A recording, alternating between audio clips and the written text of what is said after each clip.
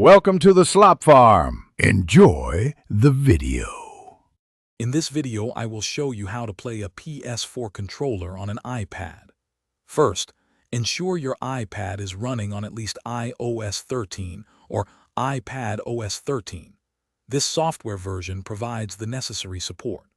Always start with a fully charged PlayStation 4 controller because low battery can sometimes cause pairing issues. Preparing these two items will make the connection process straightforward and quick. Now grab your PlayStation 4 controller. You need to activate its pairing mode.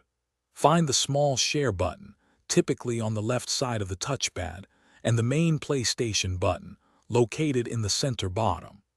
Press and hold both of these buttons at the same time for approximately 3 to 5 seconds.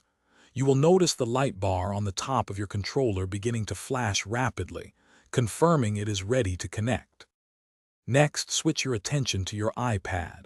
Navigate to the home screen and open the Settings application. Once inside, look for and select the Bluetooth option from the menu on the left side of the screen. Your iPad will now start scanning for nearby Bluetooth devices. After a few moments, you should see DualShock 4 wireless controller appear under Other Devices.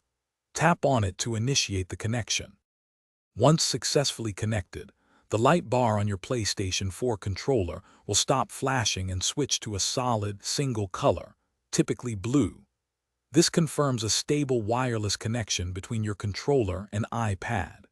You can now launch any game on your iPad that supports external controllers. Most modern games with controller integration will automatically detect your DualShock 4 controller and let you start playing right away. Thanks for watching. Consider subscribing if we helped you today.